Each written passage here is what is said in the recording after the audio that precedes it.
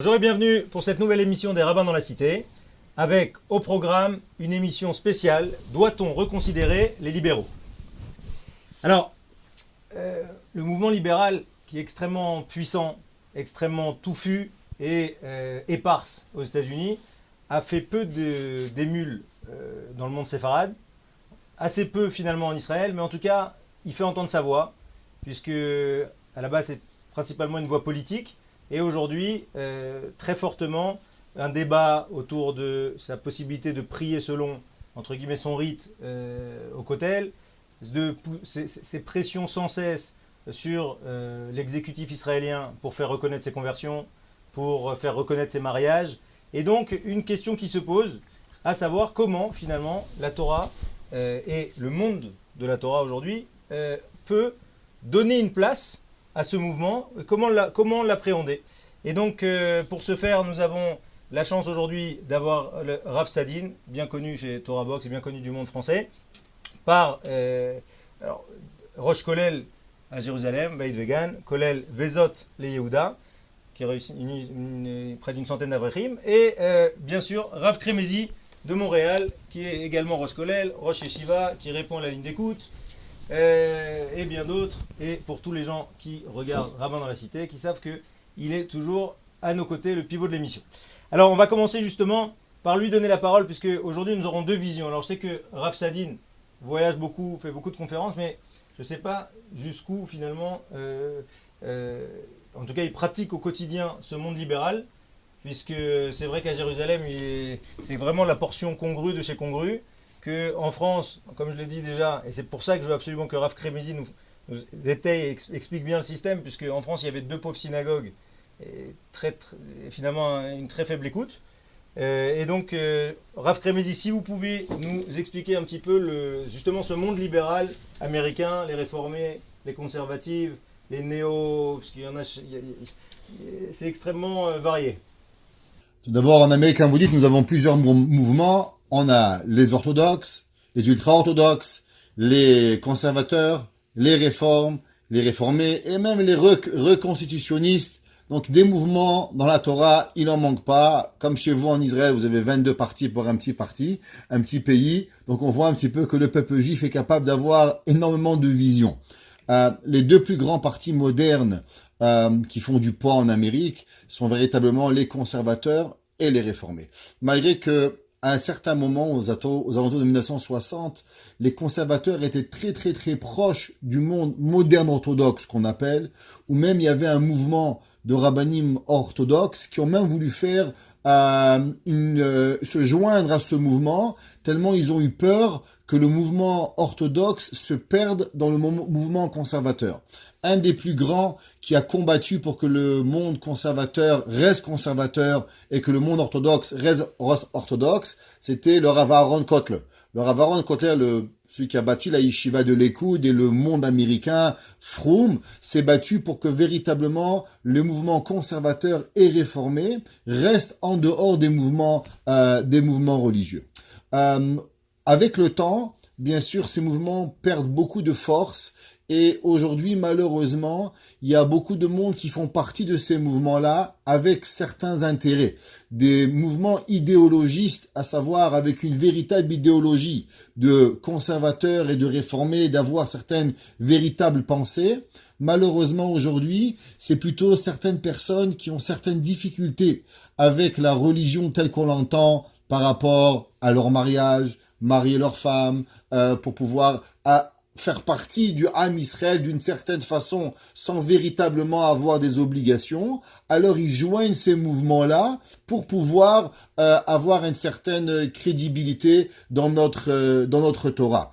On peut voir par exemple en Israël, le gouvernement leur a donné une place au Kotel, et d'après ce que tout le monde dit, la place du Kotel des réformés, elle reste seule, et plutôt ils veulent faire partie de nous et s'imposer dans nous. À un moment, les rabbins réformés sont partis un petit peu à la dérive et ont permis certaines choses où aujourd'hui, la grande difficulté avec les rabbins réformés, c'est qu'il n'y a pas de règle à ce qui est permis et ce qui est interdit. Exemple, c'est que la Torah, elle a 613 lois et avec un Shulchan Aruch et avec un code que l'on doit suivre.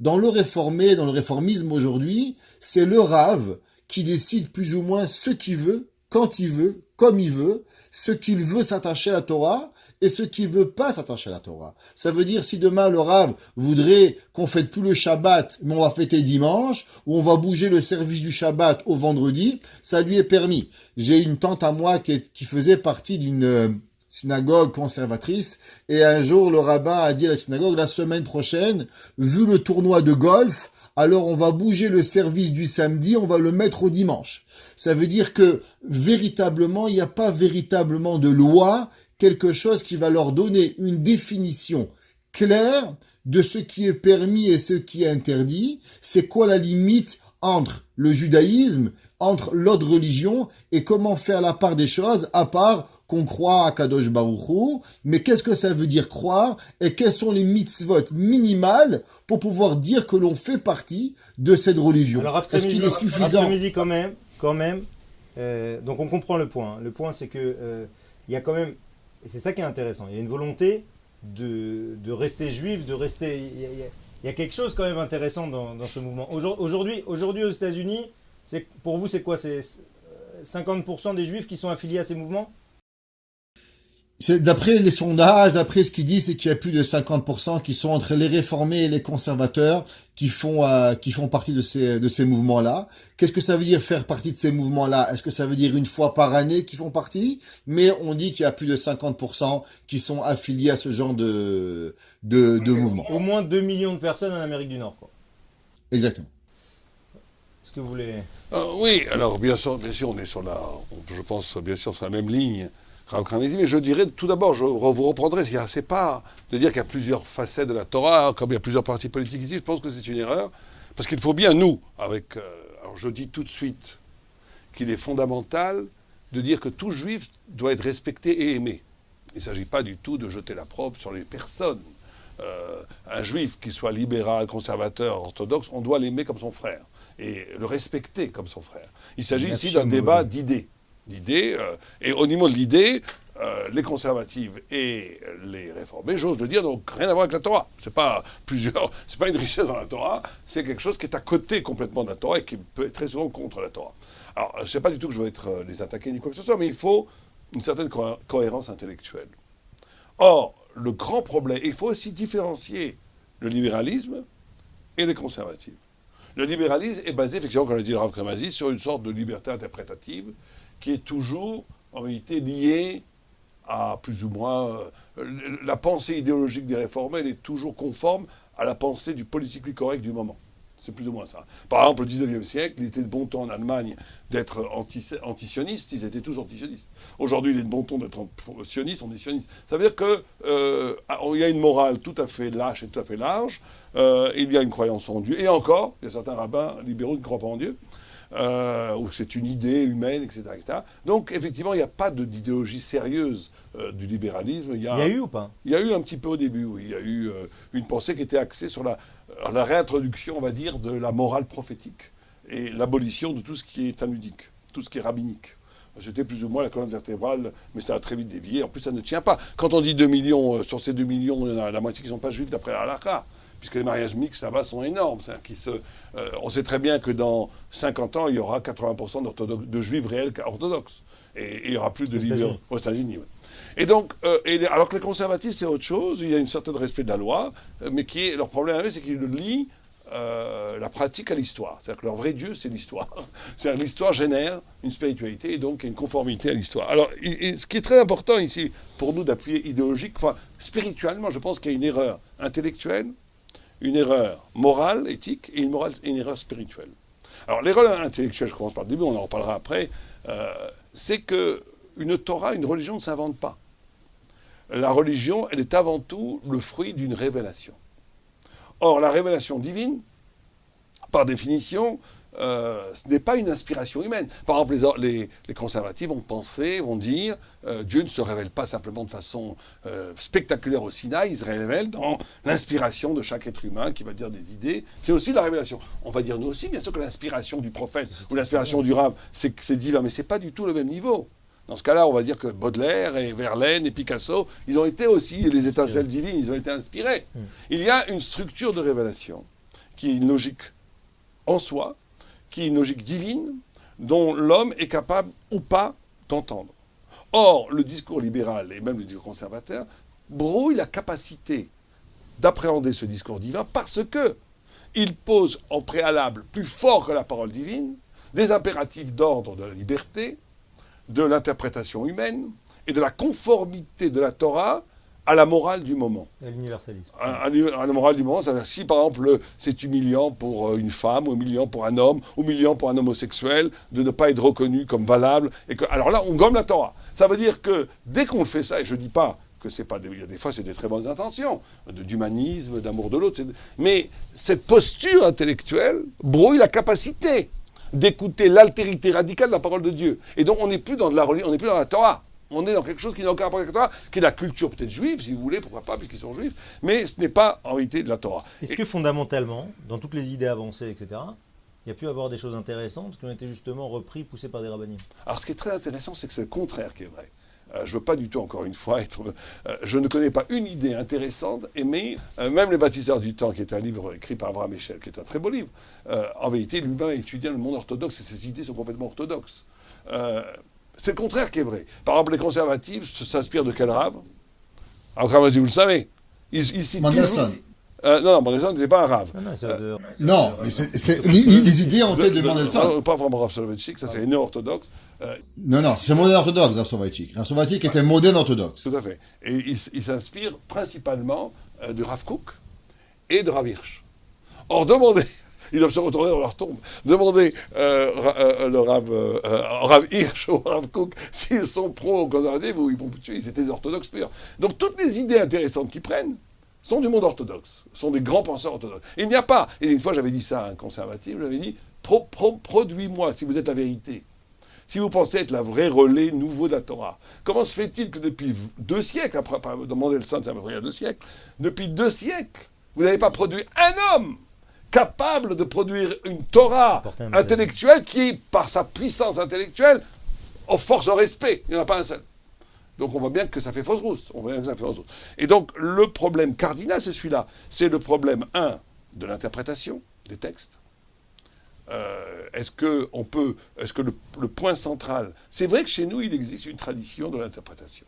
Ouais. Et c'est vrai que les rabbinim orthodoxes, depuis tout le temps, ont interprété les textes. Mais l'interprétation des textes est limitée par une révélation sinaïque qui te dit comment jouer la musique. C'est ça, il y a une méthode. Il y a une méthode. Et si cette méthode est abolie au nom de la liberté interprétative, on tombe dans le grand n'importe quoi. Est-ce qu'on peut rapprocher ce mouvement, ce courant libéral, aux autres courants qu'il y a eu dans l'histoire, les Esséniens, les...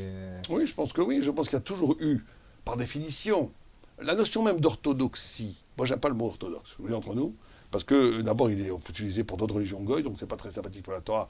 Moi, j'aime bien la notion d'authenticité. Le judaïsme authentique. Pourquoi je dis authenticité? C'est pas par orgueil, nous sommes authentiques, vous n'êtes pas authentiques.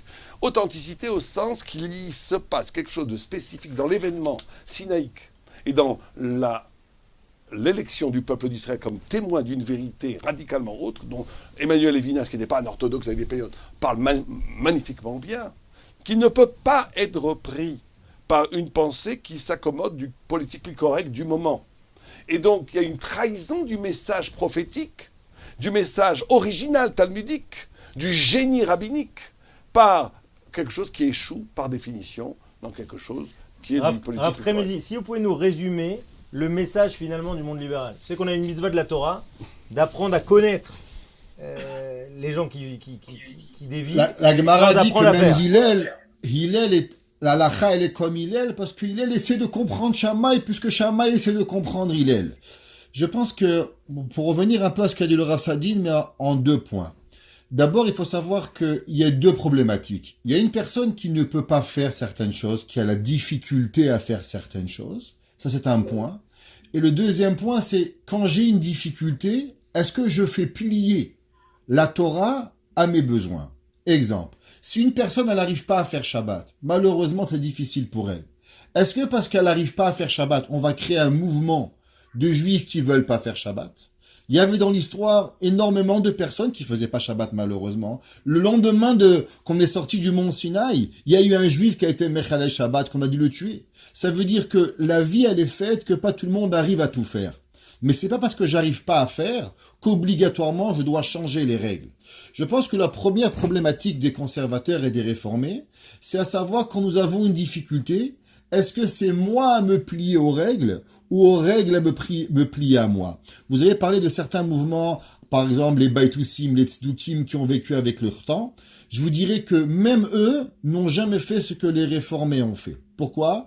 Parce qu'à partir du moment où les Tzadoukim, les Sadducéens et les Baïtoussim avaient certaines règles et ils se pliaient aux certaines règles. Ça veut dire qu'en aucun cas on a vu que le temps est venu et a transformé les lois. Ça veut dire que les Tzadoukim et les Baïtoussim avaient une règle qui croyait à la Torah écrite et non à la Torah orale, et ils avaient leur interprétation, et ils se soumettaient aux lois, même si eux, ça leur faisait pas leur affaire.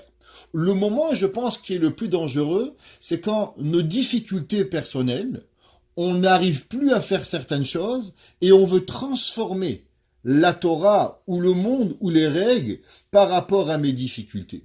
Et ça, c'est la difficulté que nous avons avec le monde réformé et le monde conservateur. Et je pense qu'il est en vérité un seul point, à combien nous devons nous plier aux règles ou les règles doivent se plier à nous. Attendez, et nous, ça veut dire... Rapprenez, pour moi, il y a un point qui est clé quand même, parce que dans un objectif de mieux comprendre.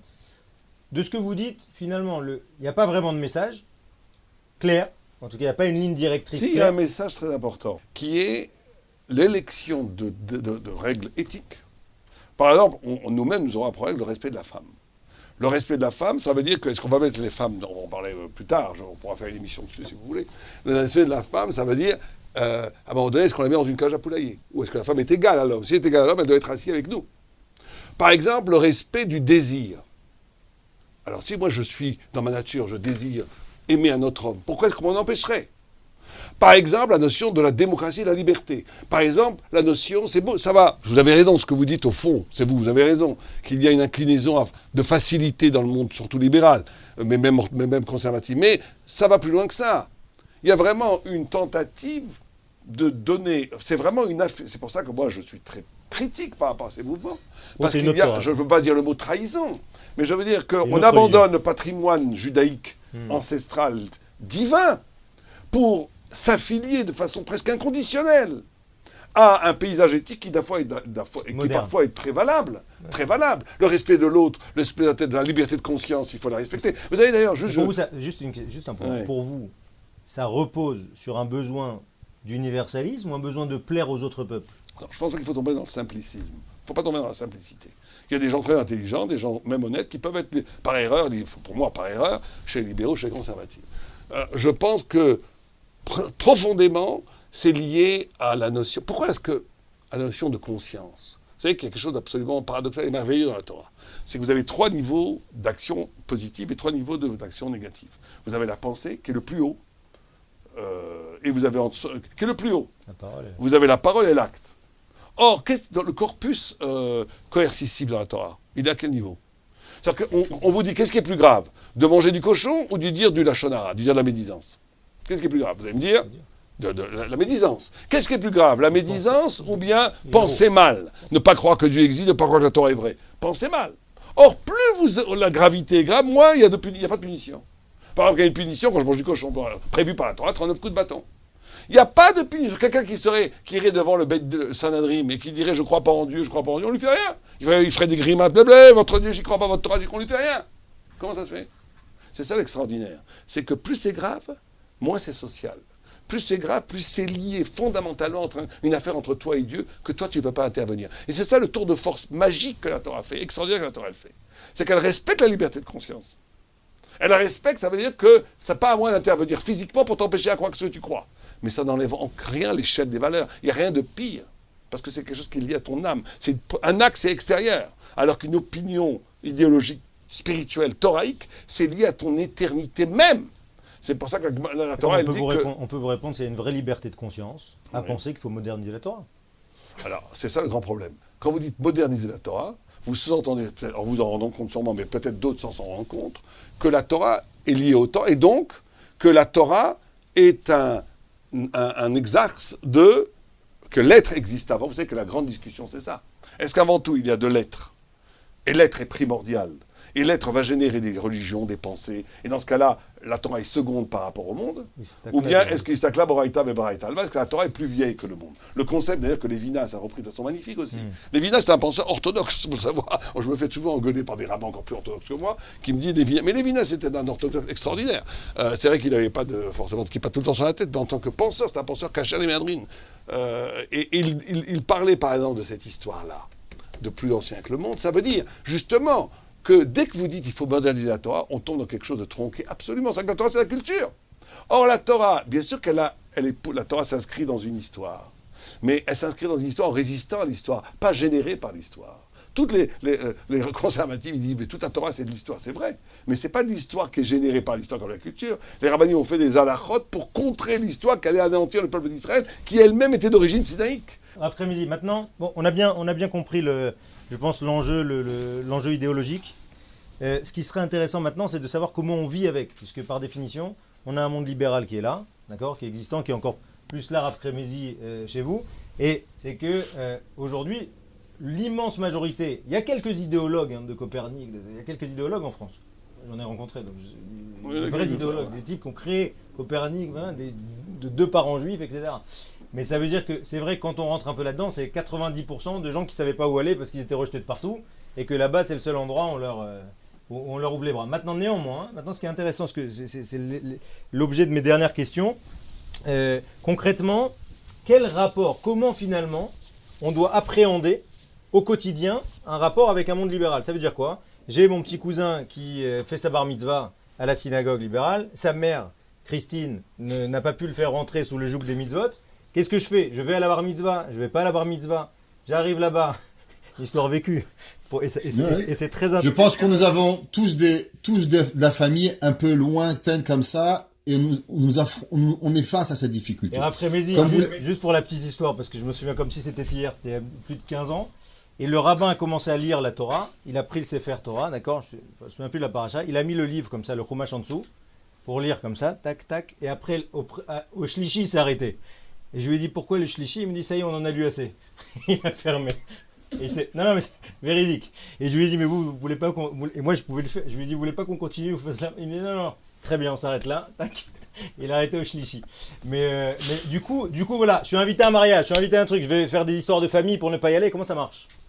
Après-midi. Tout d'abord, vous avez touché un problème que je pense qui est la base de toute la réforme aujourd'hui, et parce que vous avez posé cette question, c'est pourquoi? Comment ça se fait que ces gens sont attirés à ces mouvements-là? Principalement, c'est le social. Chez beaucoup de monde, en tout cas en Amérique du Nord, on vit dans des communautés. Les Noirs vivent entre eux, les Chinois, les Asiatiques vivent entre eux, les chrétiens vivent entre eux, les Juifs aussi vivent entre eux. Ça veut dire que on a besoin de parler de mêmes choses qui nous touchent. Par exemple, vous avez les kosher style. Je sais pas si vous savez ce que c'est, des restaurants qui vendent pas kasher, mais qui vont faire la dafina, qui vont faire le gefilte fish, qui vont vendre les matzah bol de Pessah taref. Parce que le gars, dans sa tête, il a besoin que quand il arrive Pessah, de manger une soupe qui lui rappelle sa grand-mère.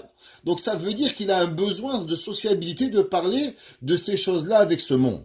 Donc pareil, il a besoin de sentir qu'il est marié avec une juive et que pour lui, elle a fait un certain principe. Donc automatiquement, socialement, elle est juive et cette judaïcité, elle fait que son fils doit avoir la bar mitzvah, doit avoir une certaine... à l'époque, une brit mila, aujourd'hui plus tellement malheureusement, parce que beaucoup des réformés ont aboli la brit mila, il faut savoir malheureusement, mais on fait ce qu'on appelle une brita, une cérémonie où on donne un nom à quelqu'un, qui fait partie du rituel qui va nous rappeler la société. Alors sur ça, il faut être clair qu'il y a différents niveaux dans la halakha, et on doit savoir où on s'en va. Par exemple, la question a été demandée à mon beau-père, qui est un grand moël pendant des années, à savoir qu'est-ce qu'on fait quand on l'appelle dans une synagogue réformée ou conservateur à aller faire une brit mila. Est-ce qu'en tant que moël, il a le droit de venir et faire la brit mila? Même si vous ne ferez pas la bracha, par exemple. Oublions le problème de faire la bracha les batala. Eux, ils font même pas la bracha, donc tu viens, tu fais un acte chirurgical. Est-ce qu'il t'est permis, oui ou non? Le Rav Mordechai Eliaou, qui était le grand rabbin d'Israël, a tranché noir sur blanc, qu'il est interdit à un rave orthodoxe de faire une brit mila dans une synagogue conservateur ou réformée. Pourquoi? Parce que les gens vont dire « Ah, le rabbin tel religieux est venu, ça veut dire qu'il donne du poids à cette Brit Mila, ou bien l'enfant est juif, et ça peut causer des problèmes. Quand Alors, on attention, parle de attention, mariage, je vais préciser un truc, je vais préciser, Rav. Même si l'enfant est juif, même si l'enfant est juif, même si le père et la mère sont juifs, alors on n'a pas le droit. Bien sûr, si la mère est goy, on a différents problèmes, mais je parle même si le père et la mère sont deux véritables juifs, le fait de rentrer là-bas et de faire la Brit Mila, c'est d'accepter leur mode de vie. Et le Rav Mordechai Eliaou a tranché qu'il nous est interdit de pouvoir faire cette Brit Mila. Alein bar mitzvah, on rentre dans différents problèmes. Bracha Levata ou Sefer Torah, comme vous l'avez dit, ils font 2 lectures parce que le rabbin connaît pas plus, ou le rabbin c'est trop long pour eux. Qu'est-ce que ça veut dire une Kriyat Torah avec des femmes et des hommes mélangés? Qu'est-ce qu'on fait quand la chazan, très souvent aujourd'hui c'est des femmes qui sont chazan. Qu'est-ce qu'on fait avec la cacheroute? Malheureusement très souvent ce sont des fêtes où la cacheroute c'est le rabbin qui le donne. Qu'est-ce qu'on fait en tant que manger? Réalistiquement parlant, il faut savoir que en tant qu'individu, on doit aimer tous nos frères. Je t'aime mon cousin, je t'aime ma cousine, je t'aime mon oncle, je t'aime mon ami. Mais participer à quelque chose qui va représenter quelque chose qui est à l'inverse de tout ce que nous croyons. Où la Torah, elle n'est pas venue pour me servir, mais c'est moi qui dois me soumettre à la Torah. Tu veux faire un style bar mitzvah, eh ben, ou tu fais une vraie bar mitzvah, ou tu fais un anniversaire. Mais un style bar mitzvah, ça rentre pas dans nos coutumes. On doit véritablement savoir, on va à un mariage, est-ce qu'ils sont véritablement mariés? Quand le témoin est madame, et que le deuxième témoin est un cousin, et que le rabbin n'est même pas Shomer Shabbat, ils sont pas mariés d'après la Torah. Il n'y a pas de Ketubah, il n'y a pas de Kiddushin, il n'y a pas de Edim, on ne peut pas participer. Je vous dirai je finirai avec ce que mon papa disait toujours, que quand on est de la famille et qu'on doit à tout prix pour ne pas créer de grands problématiques à ce genre de soirée, on peut toujours aller à 10h du soir, dire Mazal Tov et partir et ne pas assister ni à la choupa, ni au mariage. Venir dire Mazal Tov à son frère, à sa sœur, ça fait partie de notre obligation morale, mais je ne pense pas que nous sommes obligés de participer plus que à ça, qui va être à l'inverse de tout ce que nous croyons notre Torah. j'aurais dit obligation sociale. Obligation sociale, ce qui fait partie de nos obligations en tant que frères et sœurs. J'ai vu mon papa voyager 200 km et des plus que ça pour aller dire Mazal Tov à quelqu'un de sa famille, juste pour du social, juste pour lui laisser une porte et lui dire « je suis là ». Et le jour où tu voudras revenir à la Torah, le jour où tu voudras faire partie de nous, je suis toujours avec toi. Alors justement, en tant qu'individu, vous je avez t'aime. ouvert la voie là. J'ai une question pour Rav Sadine. Je sais que c'est ce genre de question qu'il aime bien. Est-ce que finalement, très sincèrement et très sérieusement, ce mouvement libéral qui fait un petit peu du repêchage, d'accord? Est-ce que finalement c'est pas un moindre mal pour garder dans un cocon plus ou moins chaud des gens qui de toutes les manières seraient partis complètement? Et là, malgré tout, il reste quelque chose. Quand ils vont faire Yom Ha'atzmaut à la synagogue, quand ils vont aller faire, etc., fondamentalement, il leur reste peut-être, il y a quand même un attachement que quand vous allez parfois chez des familles, vous avez certainement été, où ils sont complètement assimilés, c'est terminé, vous trouvez ni une mezouza, ni un livre sur un truc, vous trouvez des livres de Charlemagne, de Clovis, etc., et il n'y a plus rien. Oui, c'est pas évident. C'est vrai ce que vous dites. Moi, je séparais le problème en deux. 80% des gens qui sont dans la communauté libéraux, aux États-Unis, mais même en France, ne sont pas juifs d'après l'halakha. Ils ont une mère non juive, c'est très souvent les gens vont là-bas à cause de ça. Ces gens-là, je ne vois pas du tout d'inconvénient. Ils ont un besoin de reconnaissance judaïque, ils se sentent juifs, ça peut être même des amis d'Israël, ça peut être il y a une certaine amitié, fraternité. Il y a même un Rav Moshe Feinstein et possède que quelqu'un dont le père est juif et la mère est non juive, on facilite la conversion, etc., etc. Donc, il y a une sorte, bien sûr, ce ne sont pas des juifs d'après Halakha, mais ce sont nos amis, et nous devons aussi les aimer comme des frères humains, et s'ils se sentent juifs et que par là, ils vont aider le peuple juif et ils vont aider Israël, et pourquoi pas un jour se convertir authentiquement pour devenir juifs, pourquoi pas? Je trouve ça, même à la limite, c'est très bien. Le problème, c'est des gens qui sont juifs d'après la loi, d'après la halakha. Alors là, c'est la grande question de savoir toujours, est-ce qu'il vaut mieux rien ou quelque chose de tordu? Donc nous, on dit il vaut mieux rien que quelque chose de tordu. Vous, c'est votre oui, moi, c'est mon opinion. frénésie là-dessus? Je pense aussi que quand on se suffit du minimum, alors on fait le minimum. Mais quand on n'a rien et qu'on a une envie de faire quelque chose, alors on va chercher une certaine vérité et on n'achète pas sa conscience. Vous savez, un jour j'ai reçu une personne qui venait d'un joint tzedaka qui faisait un travail qui était horrible. Quand je veux dire horrible, je peux même pas le dire à nos auditeurs, mais il voulait racheter sa conscience en donnant la tzedaka. Et j'ai refusé. Il m'a dit, mais il n'y a aucun rave au monde qui veut mon argent. J'ai que le genre de métier que vous voulez, on peut pas accepter votre argent. Et avec le temps, Baruch Hashem, il a arrêté. Et il a compris qu'il pouvait pas acheter sa conscience. Ça veut dire que faire un petit Shabbat, faire une petite bar mitzvah, on achète sa conscience, et sa conscience est dangereuse. La Torah, elle peut pas acheter la conscience de certaines personnes, et on doit dire, on doit mettre une limite, on doit les aimer en tant que frères, mais on peut pas les accepter en tant que société. Et je pense que c'est ça la différence qu'il y a entre le monde orthodoxe et le monde des réformés. Et je vais même ouvrir une parenthèse en disant que j'ai parlé un jour avec un rave, on leur demandait pourquoi chez les Sfaradim, nous n'avions pas eu de conservateurs et de réformés. Nous avions eu des gens, pas Shomer Shabbat, nous n'avons pas eu de mouvement. Et il m'a dit que les Sfaradismes et les Sfarades en général, c'est la réalité et comprend que c'est lui la difficulté. Dans le monde ashkénaze, qui sont un monde qui réfléchit différent, n'ont pas voulu être à l'extérieur de la société et ils se sont créés un monde pour appartenir à une nouvelle société. Et c'est ça toute la différence qu'il y a entre le monde orthodoxe et le monde à l'extérieur du monde orthodoxe, du monde traditionnel. Est-ce que on va accepter en tant qu'individu tes différences, ou bien on va te créer un monde où tu vas te sentir à l'aise et dans ce monde tu auras calmé ta conscience. Je pense que c'est pas notre rôle de calmer la conscience de personne. La Torah ne nous appartient pas. La Torah appartient à Kadosh Baruch Hu. Akadosh Baruch Hu a décidé des règles. L'autosif au Baltigra. Tu rajoutes pas et t'enlèves pas. Et si demain il y aura plus de juifs, c'est le problème du bon Dieu. C'est pas le problème de nous. En nous, nous n'avons aucun droit d'accepter aucune permission sur la Torah. La Torah n'appartient ni à Rav Kremizi, ni à Rav Shach, ni à Rav Ovadia Yosef. Elle appartient à Kadosh Baruch Hu. Et nous sommes tous des personnages à devoir régler la Torah et pas faire des modalités sur la don de la Torah. Juste pour, Rav Saline, vous l'avez déjà dit, mais c'est toujours intéressant. Pour vous, c'est une nouvelle religion. C'est pas de la Torah. C'est un courant du judaïsme. C'est quoi les mondes libéraux? Je pense que c'est même pas une... Oui, on peut dire que c'est une nouvelle religion, mais il y avait un Rav, j'ai oublié son nom, qui disait ça, qu'il était pour financer en Israël, par le ministère des cultes, les conservatifs et les libéraux, comme on finance les chrétiens ou les il n'y a pas de problème, c'est une nouvelle religion. Oui. Je pense que c'est pas forcément la bonne chose à dire.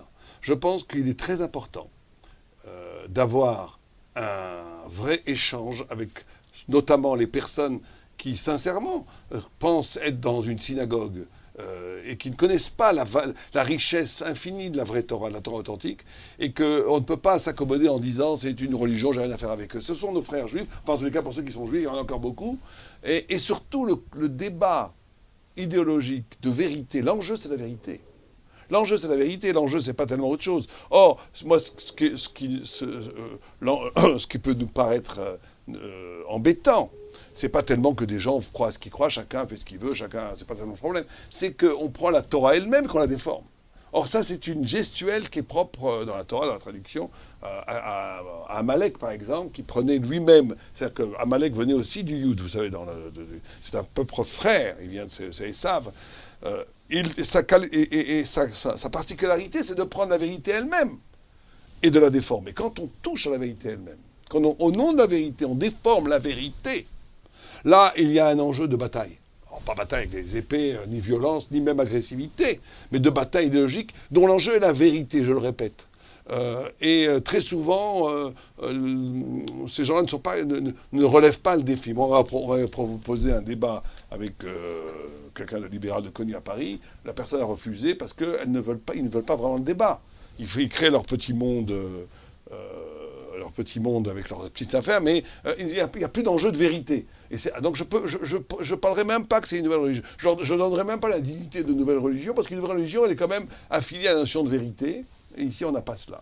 Rav Kremizi, juste pour finir cette émission, est-ce que, pour vous, je me souviens, il y a une Gemara très jolie où il y a une personne qui vient voir Rabbi Meir, et qui lui dit, est-ce que, justement, qu'il parle avec un tzduki, et il dit, mais est-ce que vraiment je peux parler avec lui, ou est-ce que ça sert à rien? Est-ce qu'il y a matière à ou pas? Finalement, ça va être ma dernière question. Pour vous, l'approche qu'on doit avoir avec ce monde-là et nos frères juifs qui appartiennent à ces mouvements-là, quelle serait la meilleure approche pour vous pour que potentiellement un jour ils puissent revenir à un judaïsme authentique? Je vais vous raconter un jour ce qu'il a dit le sabbat de Novardok. Le sabbat de Novardok, il a dit un jour, pourquoi dans toutes les villes, l'horloge est très haut dans la ville? Pourquoi on met l'horloge le plus haut, le bâtiment le plus haut? Normalement, on dit pour que tout le monde puisse la voir. Le sabbat de Novardok, il a dit non. Parce que si on la mettrait en bas, chacun qui aurait une montre, quand la montre elle sera à l'avance ou en retard, il va changer l'horloge. À la place d'arranger sa montre, il va dire, ah, c'est l'horloge de la ville, qu'il faut rajouter 5 minutes, qu'il faut enlever 5 minutes. Et à la fin, on n'aura jamais la bonne heure. On la met très haut de façon à ce que quand quelqu'un ne sait pas où est l'heure, il règle sa montre en faveur de l'horloge de la ville et pas l'horloge de la ville par rapport à sa montre. La Torah, elle est au-dessus de nous. C'est nous qu'on doit plier avec elle. On est ouvert à toutes les discussions. Rabbi Yoshua ben Levi, Rabbi Meir, Rava, tous les plus grands rabbanim ont toujours parlé avec des tzdukim, avec des minim, avec tout plein de personnes. Ils n'ont jamais refusé aucune discussion. On n'a pas peur de la discussion parce que nous avons la vérité. La seule différence, c'est que quand on parle de discussion, est-ce qu'on a une véritablement discussion ouverte pour arriver à quelque chose, ou bien on va juste parler pour faire montrer notre point de vue, mais à la fin, on va rester dans nos positions. Les Chachamim, quand ils parlaient avec différentes sectes, avec différents points de vue, à la fin de tout, ils s'assuraient que leur point de vue, il soit compris, accepté, et qu'on soit ouvert au changement. Si la personne qui est en face de nous, elle accepte ce concept-là, je pense qu'il est notre devoir de pouvoir leur parler, leur expliquer, et peut-être qu'à la fin, ils changeront. Mais si c'est juste pour avoir une parole, comme disait le rabbin Citruc, un philosophe, une parole sans fin, mais qui n'apporte à rien, je ne pense pas qu'il est notre rôle de meubler le temps de ce genre de discussion, et on nous sent bien chez nous avec nos gemarot, nos études, nos élèves, pour pouvoir faire fleurir la Torah. Zakobor Kodarabani, merci beaucoup, et à très bientôt à tous pour un prochain épisode de Rabbin dans la Cité. Merci.